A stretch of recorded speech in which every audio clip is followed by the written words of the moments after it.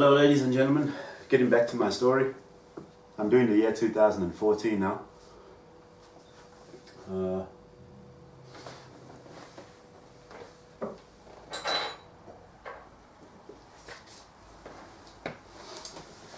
Okay.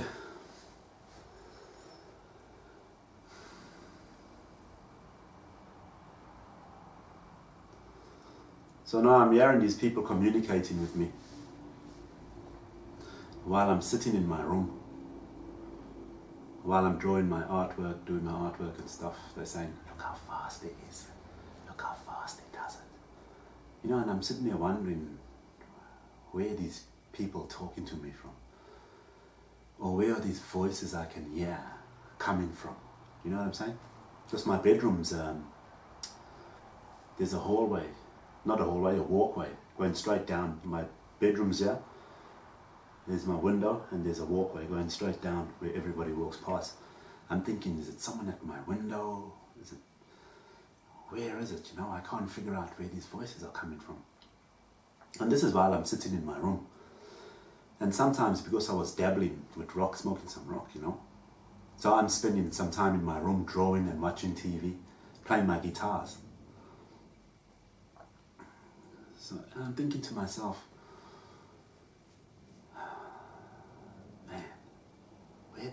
you know what I'm saying? I'm not literally hearing voices, I'm hearing somebody talking, but I can't figure out where they are. So it's like I'm hearing voices. My mum and Noel, they're in the room there. Or they're in the lounge watching TV. Anyway, so now I heard him the year before, 2013. But only in my room. I never heard him out at work or when I'm doing other things.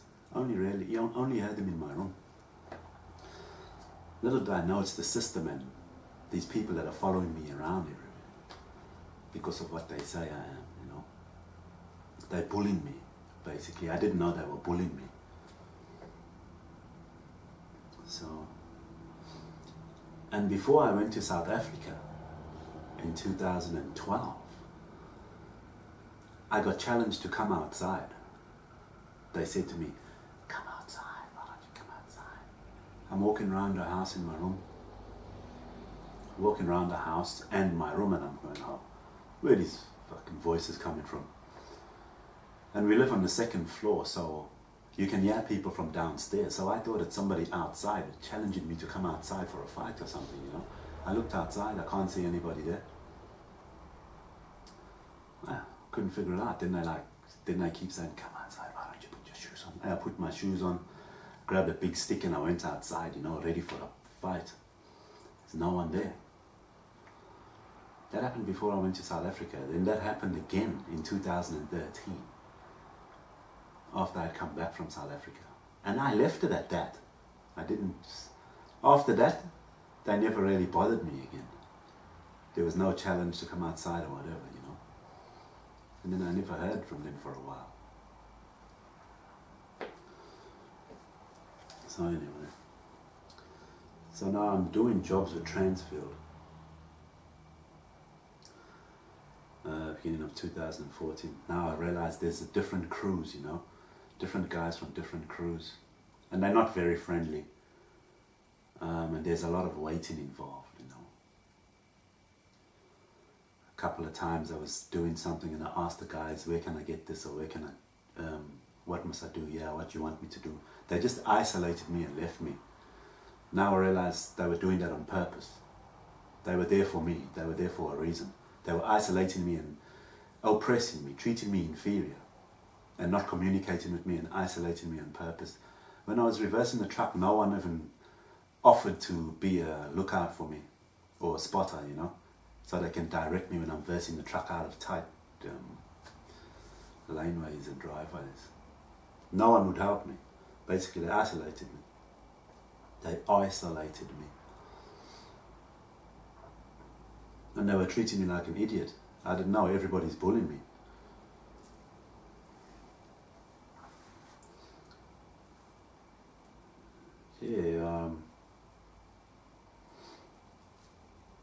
John, the Irish guy, he called me up one day and he came over because I was selling my caravan, and he said he wanted to have a look at it.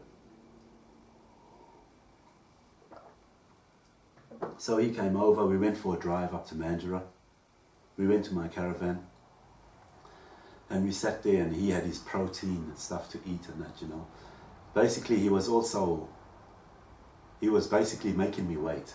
He couldn't make up his mind whether he wanted to buy the caravan or not. He kept making excuses about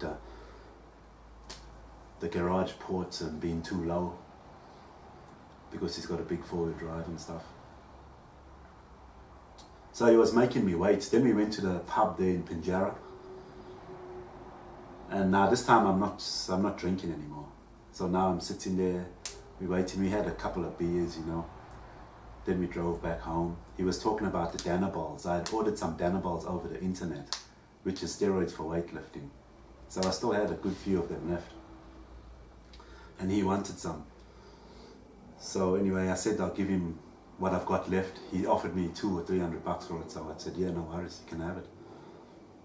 So we got back to my mum's place there.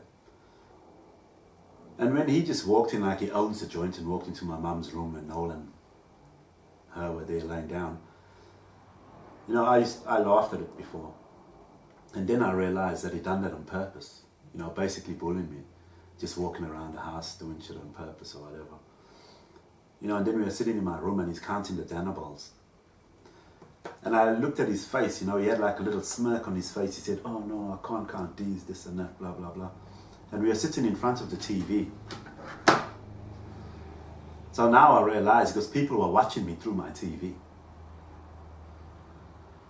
Can you believe that? People were watching me through the TV.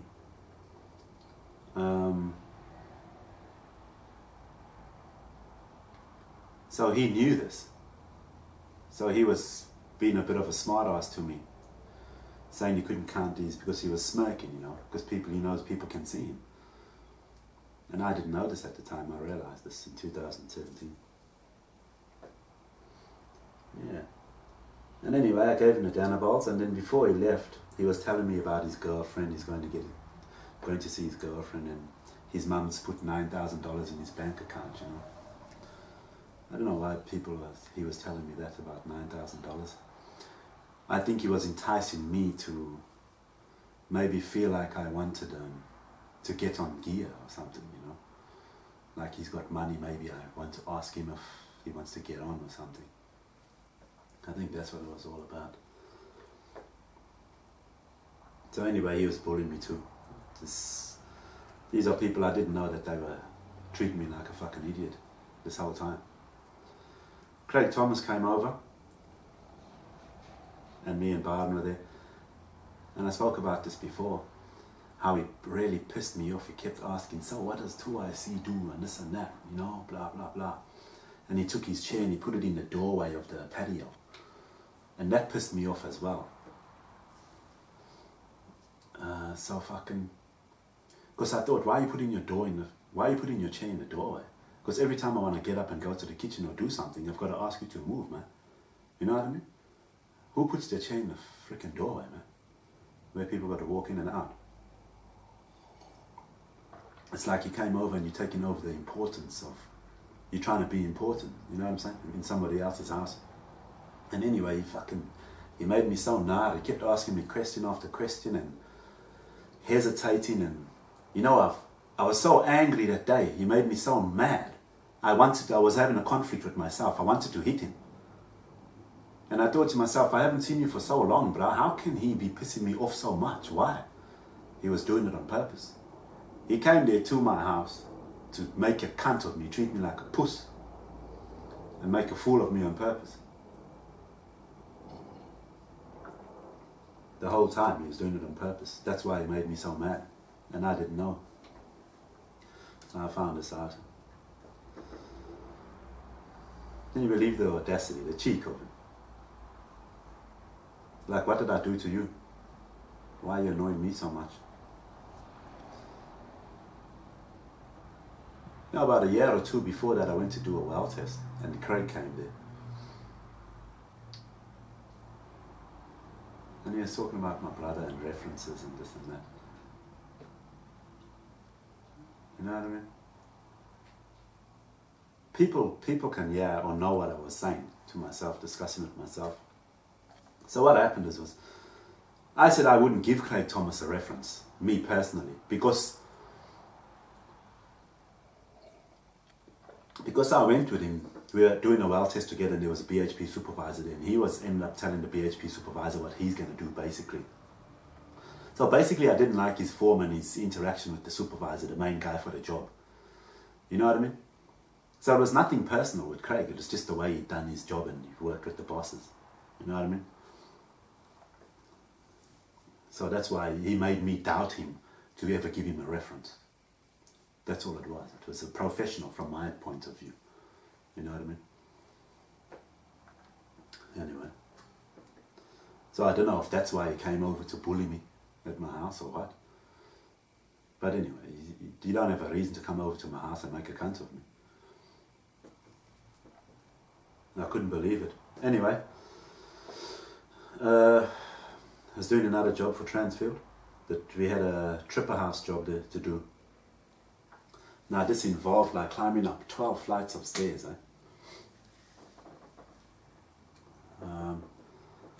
Okay, just before I go on with this story, I've got to tell you something now.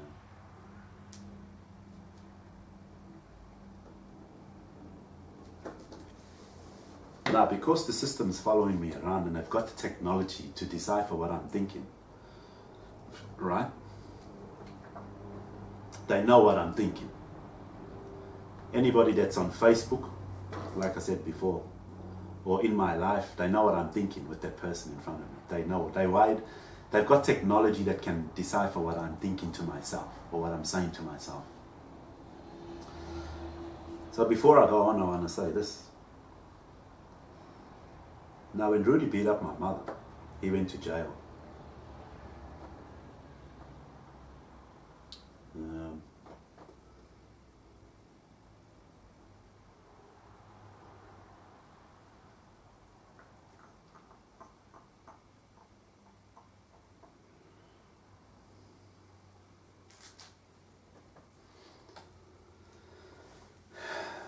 He went to jail.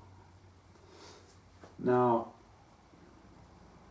when Byron was me and Byron organized to go see Rudy. He said, okay, when you go, give me a call and we'll go see him together. Then my brother just went by himself. He came back and told me one day that he's been to see Rudy. And I was so pissed off. I was very offended by that. You know what I mean? Because we made a plan to go see Rudy together. I was very offended. Because we made like a pact, basically, when we go see him together, because he's beaten up our mother. We need to have a chat with him. And my brother went by himself. I was very pissed. Anyway, now that Rudy's in jail for beating up my mother, so I'm discussing Rudy to myself. I'm thinking to myself, hey, you know, when he gets out, I need to give him a clip behind the ears, you know. This and that. Hey, you don't do something like that, what you done, you know. Now I'm thinking this to myself. So now I'm also thinking to myself, me and Rudy's history. Rudy got done for armed robbery about 2007 or so, right?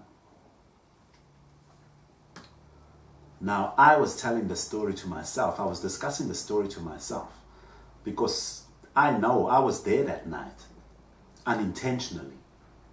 Because Rudy said to me, he said, oh, I just want to buy something, take me for a drive. Okay, let me see. No, I'm going to tell you how I discussed the story to myself. When I discussed the story to myself, like if I was talking to my boys and discussed the story, this is what I would have said. Yeah, hey, we went to the bottle, grabbed a couple of dops. Yeah, we fucking took a drive down to Bentley, this and that, you know. Fucking, yeah, parked the car down there by the alleyway, this and that. Fucking, and then this invited him to rob the store. Fucking, I was waiting there. He came back, fucking, he jumped in and me vied pause, you know. Like, that's how I discussed the story to myself. Or if I was talking to a couple of boys, maybe I would say that, I don't know. but I was jovially discussing the story to myself. I've never discussed this with anybody in my life. These people that are listening to me, that can decipher what I'm thinking, they're relaying this story back to me through the TV and through some kind of technology where I can hear them. In my car, in my TV, everywhere I go in public today. You know what I'm saying? So anyway, that's how I discussed the story to myself after Rudy went to jail. Now, I didn't know that people could hear what I'm thinking. So if I knew that people could hear what I'm thinking, I would have told them how the story actually went. I wouldn't have given them the version that I would tell some guys or whatever. I wouldn't give them the version where I'm the hero and I'm the boisterous guy and I'm the tough guy and I'm a bad guy. So this is how the story actually went. This is what actually happened at night. Rudy wanted to go somewhere. So he said to me to leave my phone at home.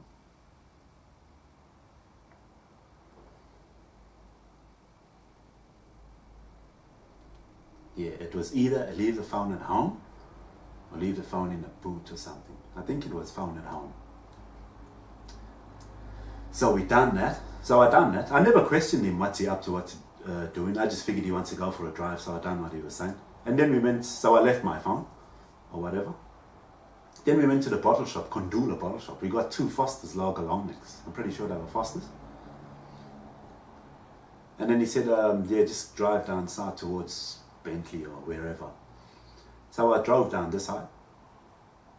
And then as we're nearing Bentley, he told me where to go and park the car. So I drove there, I went there, I parked the car. He said, wait, yeah, I'll be back. Now where we parked the car, this is Isabel Street, right? Now I waited there for him. I didn't know where he was going. I thought he was going to Sarie's house, because Sarie was a girl that lived around that area as far as I remembered. So I thought maybe he's going to Sarie's house. So I just waited there in the car. I waited there, had a cigarette in the car. I never got out the car. I was just waiting. I don't know where he went, which house or wherever, which way he went. So I waited there for a while. I can't remember exactly how long it was. Then he came back, jumped in the car, and then we drove back home. Now, I didn't know what he had done, as far as I remember, until we got back home to Salisa's house. And they were in the room or something, counting the money. Only then did I know what he had done. Otherwise, I didn't have a clue what his intentions were or where he was going. So now people have heard me discuss the story with myself, and they, as far as they're concerned, I'm an armed robber or an accessory to the fact. You know what I'm saying? So this is what happened. So now, beginning of 2014, after Rudy went to jail, people think I'm involved in the armed robbery as well. Now they think I'm a criminal as well, jacking joints. See, I had nothing to do with it. I had no idea what was going on or what his intentions were. I thought he was going to Sarie's house. Fucking didn't have a clue until we got back to Salisa's house what he had got up to. So that's how the story actually goes. So this is part of the reason why he spent more time in jail.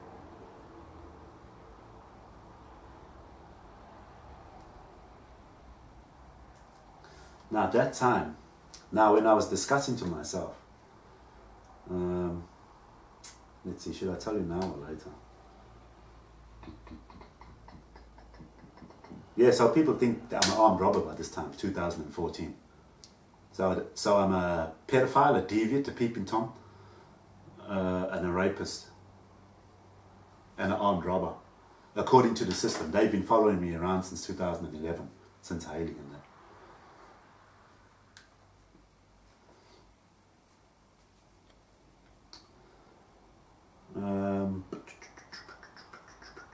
And Rudy was getting up to mischief with a couple of his friends that time when they had come down from Sydney.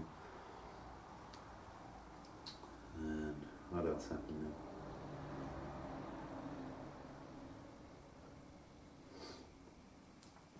So the system knows what happened with Rudy through me. Alright. So this is why he spent more time in jail. Him and Warren Creek, they were making fake dollar notes, fake $50 notes or something. So now the system knows that we had got raided by Sarie's house.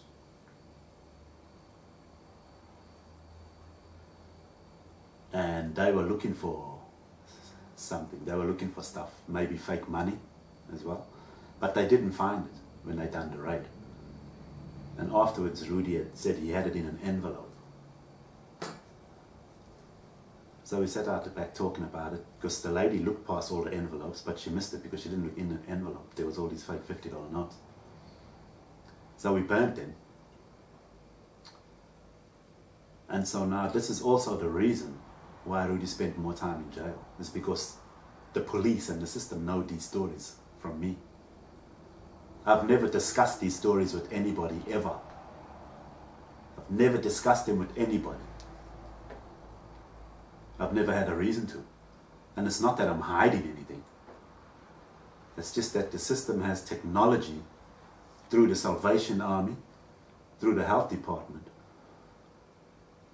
They've also got policing powers, obviously, because when they find out something from me, when they decipher what I'm thinking and it's incriminating, they tell the police department. So then the police people watch me. This is how it works, obviously. Because as far as I know, people can't just invade your privacy and do whatever they want, including the police. You know what I mean? The police can't invade my privacy.